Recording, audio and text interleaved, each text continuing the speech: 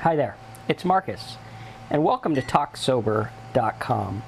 In today's review, we're going to be going through Asylum by William Seabrook. Now, this is a very interesting book because it goes through an old account of before there was rehab. So this guy was trying to get help for alcohol addiction, being an alcoholic, and at the time people didn't know what to do, so they sent this poor fellow to a mental asylum. Which is funny because oftentimes you'll notice that the symptoms of the severe alcoholic actually mimic those of mental illness. And this is a great book because it tells his account of what it was like, not only going through alcoholism and the inability to quit, but also going through the mental hospital and saying, hey, I'm not much different than these people. I'm not much better than them because I keep drinking. And that's what we call the alcoholic insanity. And it's really important because if you drink long enough, alcohol will make you insane. And he says here on page 29, we'll just dive right into his story. He says, that is, I had begun to wonder whether my drinking hadn't been merely a plausible pretext used by my friends to put me in a place where I ought to be for an entirely different reason. So here he is. His friends are like, I don't know what to do with you. You keep getting drunk. You keep going out. You can't quit. You're not managing, right? He wasn't a managing alcoholic, as it were. And his friends didn't know what to do. So they took him and they put him in this mental hospital to get help. And so he's thinking to himself, which is oftentimes what we would think, hey, you know what? Are my friends just using this drinking as an excuse to shove me in a mental hospital because I really am mental?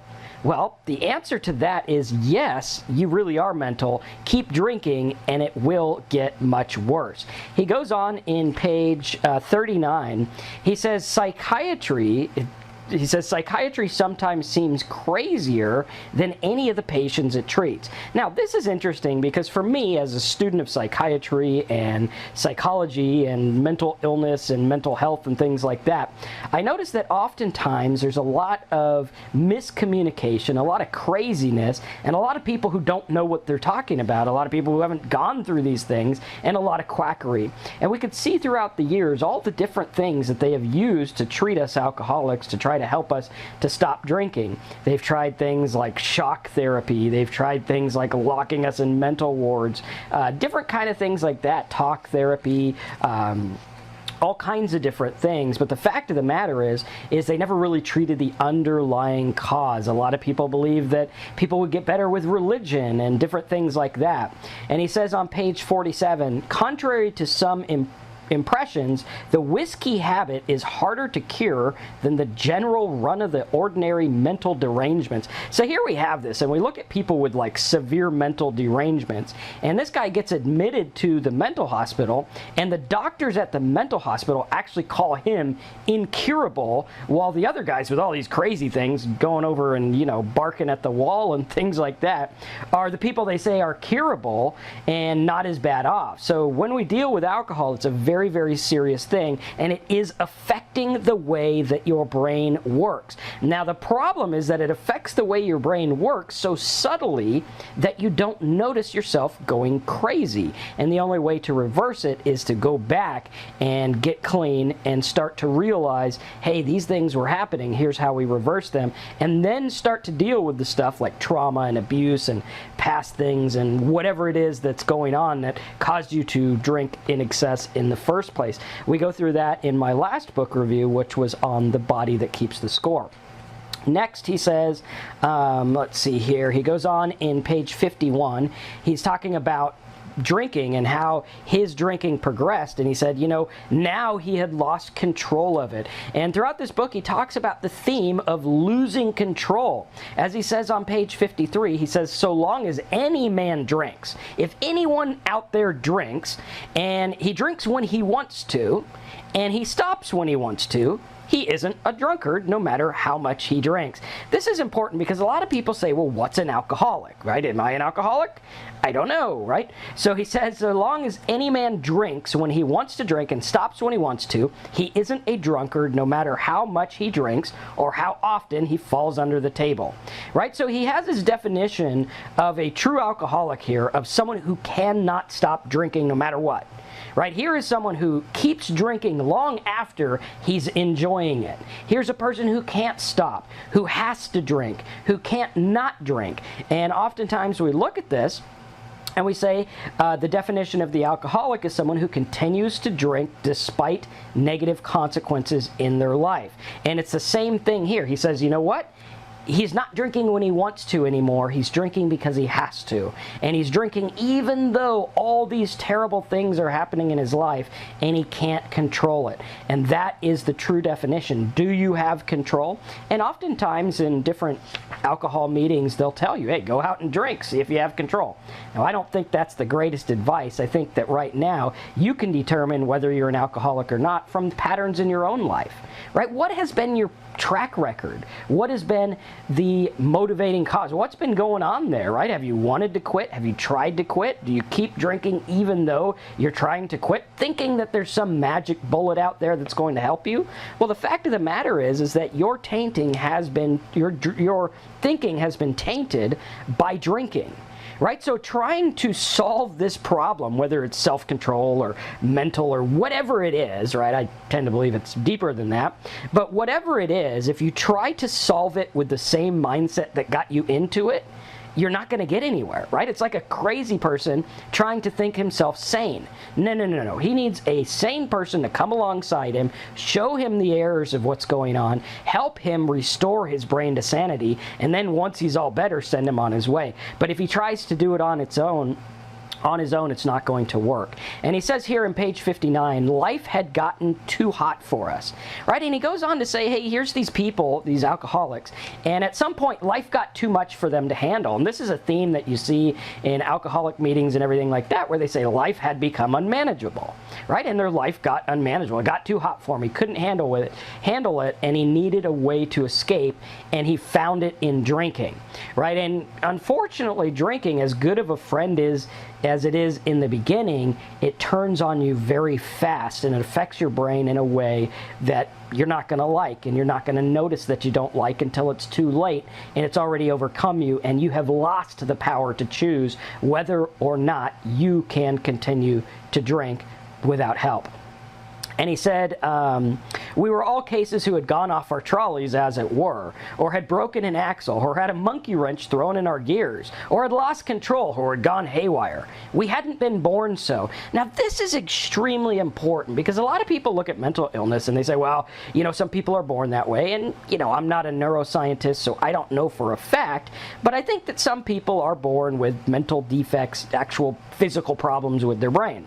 Now, the rest of us that have things that are more or less curable or fixable. I hate to use the word cure because sometimes it's just remission. It's not really cure. But he says, you know, we hadn't been born this way. And oftentimes these things, like you weren't born an alcoholic. If you were born and you never touched alcohol all your life, you wouldn't be an alcoholic. The definition of an alcoholic is someone who drinks. Therefore, if you didn't drink, you wouldn't have that.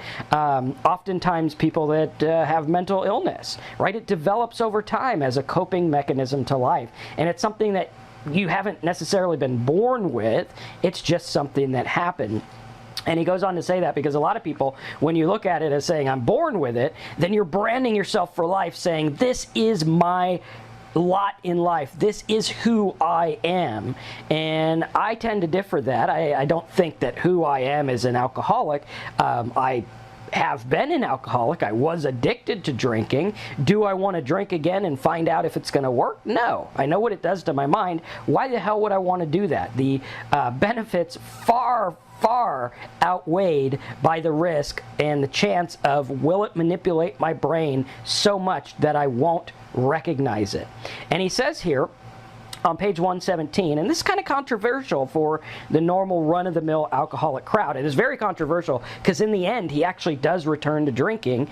I don't know how it turns out for him, but he does return to casual drinking, which, you know, to each his own. I don't think it's a good idea. Personally, I don't plan on returning to drinking. I don't think it's a good idea, but to each his own. He says on page 117, I still believe that no man has ever become a victim of whiskey, but only of some weakness within himself. So there's some weakness. He's saying, hey, there's a weakness within yourself that is causing you to be susceptible to this alcohol addiction.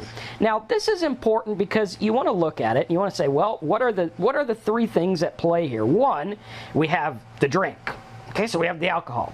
The alcohol is addictive by nature, right? So the alcohol is addictive by nature. If you drink enough of it, you're going to go down the road wacko and you're not going to be able to quit. That's the nature of the chemical and what it does to our mind. Next, we have the underlying psychological issues, right? The stuff that goes on. And this is why in 12-step meetings and things like that, they say fix this and make amends and do all these things, because naturally if you do those things, a lot of the underlying psychological stuff is going to be solved because of the way that it programs it. It's not some magical cure or anything like that. It's just refocusing your energy and getting you away from the booze. And third, establishing the social element, right? A lot of times people who suffer from drinking have a social element missing from their lives, whether they don't feel at home in their body, whether they don't feel like one of the group or like they belong in the world or whatever, they tend to isolate. And this is something that I still do sometimes. I try not to, but we tend to isolate, and for whatever reason. But he's saying, hey, look, you know what? He's not a victim of whiskey, it's something else, which is kind of controversial, you know, kind of interesting. He goes on in page 129, and he says, and any man's case is desperate de facto when liquor has really gotten him down, right? When liquor really gets him down, he's desperate. And he says it's merely repeating that no man is a drunkard until he has to drink when he doesn't want to. Now, this is really dear to my heart because I had to drink when I didn't want to. I remember mornings where I'd wake up and I couldn't leave the house. I didn't leave the house, but I would literally walk in my pajamas or sweats or whatever to go to my favorite liquor store, or whatever liquor store was close by, to get what I needed to get so I could make it till 11 o'clock when I could patch myself up and go get the real stuff that I needed and everything like that. But I remember my life revolved around alcohol. I had to have it. There was no way around it. There was no maybe I won't or maybe I will. Oh, sure, I could go times maybe 2 or 3 weeks without drinking, but in the back of my mind, I still needed it. There was something that had to be solved. There was something that had to click. There was something I needed to do to be able to have any long-term sustainable sobriety as I have today, which is close to 3 years now. And in this channel, subscribe to my channel, I'm going to show you how to stay sober. I'm going to show you what works and what doesn't. And if you need help, go to talksober.com/help and get all the stuff that we have to help you here. This is for you. He says here a quote from Epictetus, which is one of my favorite philosophers. He says, everything has two handles, one by which it can be carried and one by which it cannot. And he's talking about life and how in life there's always things that you have, and they always have two handles, one by which you can pick it up and carry it, and one that you can't, right? And in alcohol, there's two things. There's some people who just pick up by the handle and quit drinking by whatever miraculous reason works for them. There's others where it takes a lot more work and a lot more time and a lot more soul searching and understanding to get where they need to be. He says on page 160, my first thoughts were physiological. I thought how I had enjoyed believing that I was the victim of some glandular, stomach, or nervous craving for alcohol. Now, he's talking about when he first starts to get sober here, and he says, you know, at the beginning, I really had a good time, and I enjoyed the fact that I thought that this was something beyond me. This was something bigger than me, like some spiritual thing or some mental thing or whatever, or maybe a craving, or maybe there's a gene in my body that causes me to be an alcoholic. And he says, and that within 3 months of incarceration, during which I had been given no medicine or drugs whatsoever, I had already exploded that alibi. It had been a false excuse, right? And he looks at it and he's like, okay, well, what is this? And his main outcome here is that life had become too hot, and that he basically drank for psychological reasons to run away from whatever. And he says on page 161, one of the reasons, which might hit home with you, it certainly hits home with me, he says, I was afraid deep down that I was not good enough. right? I was afraid no matter what I did. I wrote books, people knew who I was, but I was afraid I was never going to be good enough, that when I showed everything, when I put all my cards on the table, I was going to come up empty, and everyone was going to say, you know what, you're not good enough. You don't matter enough. And he said this is always the deal. He's always been afraid of it, and he was afraid that he'd never be good enough. Let's see what else we have here. He goes on to say, I had been afraid to do my best for fear that my best wouldn't be good enough. He didn't even try to do his best because he was afraid that the outcome would be that he's not good enough. He says on page 165 that until he got caught in a trap of his own devising, where I had to sit down and face myself and do my utmost. So here he is, he's in his trap of his own devising, in this mental prison that he created and fueled with alcohol. And until he got there and was stripped to his rock bottom, or whatever you want to call it, he wasn't able to see what was really going on. On page 166, he says, whatever I had was all I had, and if I wasn't a hopeless coward, I would do my best with what I had. Page 167. Let's see where it is. He says the habit...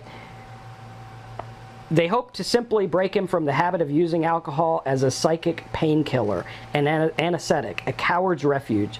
And he hoped, talking about his doctor, he hoped to goodness I'd reconcile myself to remain locked up long enough to do that. For he believed they could do it, and remarked that even if it didn't make me any happier, it would at any rate be something. And he's talking about how to deal with getting rid of using this as self-medicating, because so many times that's what we're doing, right? We have this pain in our mind, we have this fear, we have all this stuff that we want to shut off. And alcohol does that for us, and we need to learn to cope without it. And I know right now it might seem like that's the farthest thing from reality. You're like, well, what am I going to do, right? And then the thoughts creep in, and you want to drink again because all this stuff comes up, and you are in your self-made prison. You are probably an alcoholic if you're watching this and it resonates with you. And he says, whether a major element in psychiatry might not simply be a matter of supplying the patient with a safe, pleasant surroundings and then waiting for something to happen. Now, this is kind of interesting because he's talking about his experience in this mental ward. And he says, I wonder if what helps us is just providing us with safe and pleasant surroundings and letting ourselves do the work, letting ourselves heal on our own. And that's what happens when you stop drinking is, you know, you're providing that safe environment for your brain to get better and for yourself to learn. And in Alcoholics Anonymous, they call it the fourth dimension, right? The dimension of living that they never thought was possible, but was like a miracle. And it's very interesting to look at it. And he says on page 209, I don't think they could ever change the essential nature of the patients. And he's talking about the nature of who these people are never changes. It's just the thought patterns, the thought loops, and the trap they're in. So we look at this, and it's quite interesting to look at. Myself, I was in a mental hospital for about 4 hours when I was drinking, and then I went to a rehab. And the rehab didn't cure everything. It just taught me some things and got me sober long enough to where I can maintain it. I was in for 30 days and I was scared to death. I dealt with 30 days of uncontrollable anxiety every waking moment. All I wanted to do was drink and not drink at the same time because I wanted to drink for the relief, but I knew that drinking would put me worse than I was before and continue the cycle. And I realized, I remember when I first went into the mental hospital, I was like William, and I remember thinking, well, I don't really belong here. I saw a lady, talking to every blade of grass, and I was afraid, and a lady in the corner who looked like she'd been catatonic for years. And I thought to myself, you don't belong here. You got a business, you got a family. But deep in my mind, I knew that I did belong there because alcohol had made me insane. My thoughts had made me insane. I was in a prison of my own making. And if you feel like you're in a prison of your own making, this is a good book to pick up. And also, you need to get some help, right? And that's why we want you to go to talksober.com/help, subscribe to my YouTube channel, interact, put your comments below, and let's go through this together. You're not alone. There's a lot of people who have walked this road, who have felt what you feel, and who have dealt with what you've dealt with. And maybe it's not the exact same situation with the exact same set of people, but the feelings are often similar, and you don't have to go through this alone. And that's what the community at TalkSober.com is all about. That's why I created it for you. So I hope you enjoyed this book review of William Seabrook's Asylum. Kind of creepy pictures on it, but very good book to read through in understanding what happens with the alcoholic's mind and how it leads to insanity. Thanks again for watching. Subscribe to my channel here and watch out for my next video, book review or live cast, which we usually do at on Fridays at 11 a.m. Thanks again for watching. Subscribe, and I'll see you in the next video.